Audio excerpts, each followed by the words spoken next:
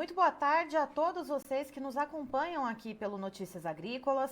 Eu sou Letícia Guimarães e a gente começa mais um boletim, dessa vez trazendo informações sobre o mercado do frango. E quem está aqui hoje, então, para trazer esses detalhes para nós é o Érico Pozia, que é presidente da Associação Paulista de Avicultura. Seja muito bem-vindo, Érico. Boa tarde a todos que estão nos assistindo. Érico, no primeiro semestre a gente viu um andamento para o mercado do frango, um pouco ainda derrapando, né? Os custos de produção extremamente elevados, a demanda interna, né? Os preços pagos ao produtor ainda baixos, e parece que isso se reverteu agora, então, no segundo semestre. Esse mês de outubro, como que a gente está vendo o andamento, né? Estamos terminando o mês de outubro, a gente veio de um mês de setembro com recorde de exportação de carne de frango, e como que a gente encerra agora esse outubro? O mês de outubro, digamos assim, poderíamos dizer que ele veio em linha com o mês de setembro, né? Nós temos aí uma estabilização dos custos de produção, com um viés de uma pequena baixa, né? Alguns preços de milho um pouquinho mais baixos, tá? E os preços de venda do frango abatido no mercado também com preços muito parecidos com os de setembro. Então, nós estabilizamos com custos altos e os preços de venda também estão estabilizados. E as exportações de outubro indicam bons números também. Sendo assim, dessa forma, nós continuamos, então, a partir do início do segundo semestre, alguma recuperação que vai repor os prejuízos todos que nós tivemos durante os 6 primeiros meses do ano. E, Érico, tendo então esse cenário que a gente viu em setembro, agora se repetindo em outubro, o que a gente pode esperar para novembro? A gente sabe que o começo de todo ano, né, sempre janeiro, fevereiro, são meses de vendas mais baixas, são meses um pouco mais difíceis, não só para o mercado do frango, mas para as proteínas animais de uma forma geral. Qual que é o planejamento, o que se espera agora para novembro, e se a gente puder esticar um pouquinho essa previsão para dezembro também? A visão para novembro e dezembro sempre é uma visão positiva, porque, por incrível que pareça, daqui 20 dias, todas as empresas têm que pagar a primeira parcela do 13º. Isso, de uma certa forma, injeta mais recursos no mercado e, no geral, as vendas de carnes como um todo, né, aumentam. Então, nós estamos assim com uma expectativa, inclusive, que em novembro tenha mais alguma queda de custo, não alto, mas alguma coisinha, né? E que os preços de venda continuem como estão. Nós não temos uma expectativa que os preços de venda reajam muito mais do que estão agora.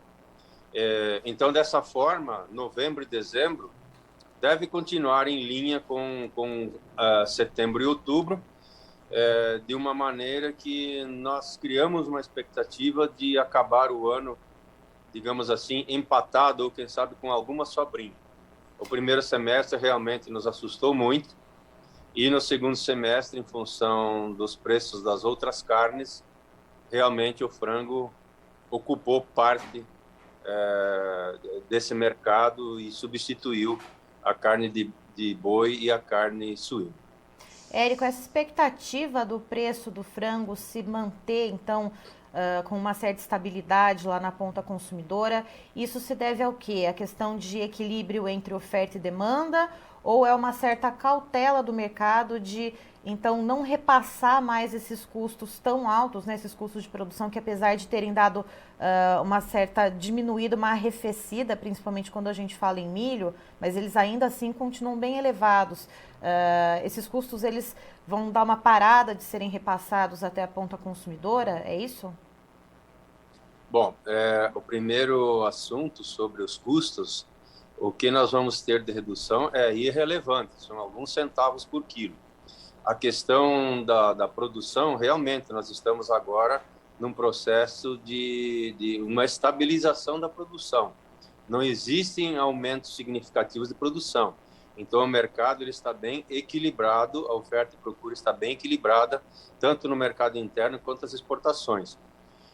A questão de repassar, nós até que deveríamos repassar mais, mas daí nós sempre batemos com o velho problema que é o ponto de venda, né? Eu já falei isso várias vezes e é um problema que a gente pode até tratar, mas eu não vejo que haja muita solução. Por exemplo, nós vendemos frango a R$ 7,50 e no ponto de venda esse frango ele passa de R$ 10. Assim como os cortes, por exemplo, se olhar um filé de peito, que nós estamos vendendo a R$ 13, R$ 14, não é difícil encontrar no ponto de venda esse mesmo filé de peito sendo vendido acima de R$ 20. Não é necessário uma margem tão elevada assim, praticada pelo varejo, né? Mas quem manda nesse mercado são eles e nós fazemos a nossa parte. O que eu quero dizer com isso, que se não houvesse uma margem tão elevada, os preços seriam um pouquinho menores e o consumidor poderia levar muito mais carne de frango para casa. Mas isso é uma questão de mercado e não existe muito milagre. É uma questão de equilíbrio, uma questão de oferta e procura e uma questão de poder aquisitivo do nosso pessoal, das famílias mais pobres, principalmente.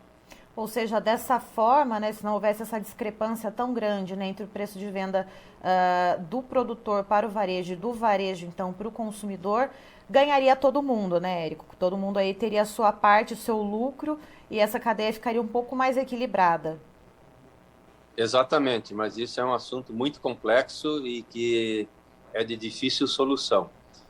Como regra geral, nós temos que sempre utilizar a regra que nunca falha, oferta e procura, e o poder aquisitivo da população é que determina essas margens, esses volumes, né?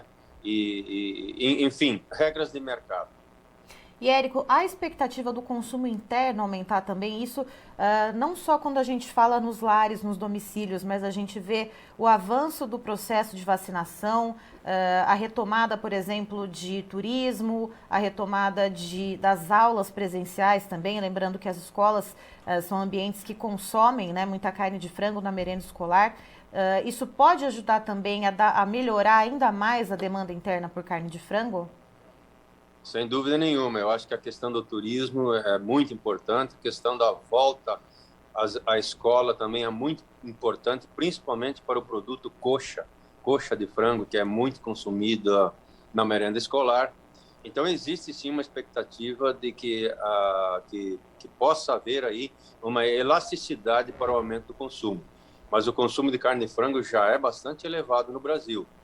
Então, nada melhor do que nós continuarmos tendo esse equilíbrio. Por exemplo, os números que nós temos até agora, eles indicam 2021 com um crescimento entre 3% a 4% na produção. Isso houve assim uma certa estabilização, um crescimento menos robusto na produção em função principalmente dos custos do milho e soja, né? Nós vemos aí uma exportação que deve fechar o ano com um aumento aí entre talvez uns 8%, e um consumo interno com um aumento de uns 4%. Então, são todos números bastante razoáveis, né? Não adianta a gente querer crescer 10% ao ano e ter excesso de oferta, que isso fatalmente vai se refletir nos nossos preços de venda. E hoje as empresas, todas as integrações que trabalham com carne de frango, suínos, nós não temos muita alternativa com relação aos custos de produção. O nosso frango come o melhor milho do mundo e a melhor soja do mundo. Então, os custos são elevados e nós temos que repassar isso para poder continuar investindo em tecnologia para se produzir um produto com cada vez mais qualidade e cada vez mais seguro, assim como também a questão dos empregos, né? O setor de frangos emprega muita gente no Brasil inteiro. São Paulo são 50 mil empregos com carteira assinada. Então, tudo isso tem que ter um equilíbrio.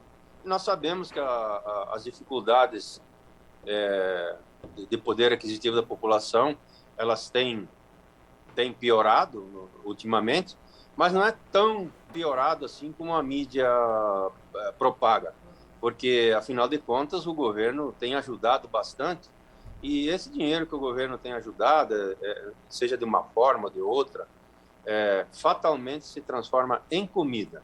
Sempre acontece isso, e isso é a salvação para o setor de carnes como um todo, né? Carne de frango, carne suína, carne de boi e ovos, que está na mesma situação. Certo. Érico, muito obrigada pela sua participação aqui conosco no Notícias Agrícolas. Você é sempre muito bem-vindo. Eu agradeço a atenção de todos e fico sempre à disposição. Estivemos aqui, portanto, com o Érico Poser, que é presidente da Associação Paulista de Avicultura, nos trazendo então um panorama de como foi o andamento desse mercado nesse mês de outubro que já está terminando, hoje dia 28 de outubro. Então, segundo o Érico, esse mês praticamente repetiu os resultados do mês de setembro, que foram muito bons no sentido de exportações em ritmo bem acelerado, exportações com desempenho muito bom e consumo interno também, a demanda interna indo muito bem. De acordo com o Érico, esse mercado encontrou um certo equilíbrio, né, entre o preço pago ao produtor e os custos de produção, que acabaram dando uma leve arrefecida, principalmente quando a gente olha para os preços do milho. Ainda seguem em patamares altos, mas um pouco mais baixos do que se via há alguns meses. Segundo o Érico, o primeiro semestre desse ano de 2021 foi de muita dificuldade para o avicultor e agora esse segundo semestre está acontecendo então esse movimento de equilíbrio e a expectativa é que até o final do ano, pelo menos o produtor de aves consiga aí uma certa sobra, né, para cobrir esses rombos do primeiro semestre, já que agora em novembro a gente tem as principais empresas, né, pagando pelo menos a primeira parcela do 13º salário aos funcionários. Então isso deve também ajudar a estimular o consumo de proteínas animais e principalmente da carne de frango, que é a mais competitiva, a mais consumida.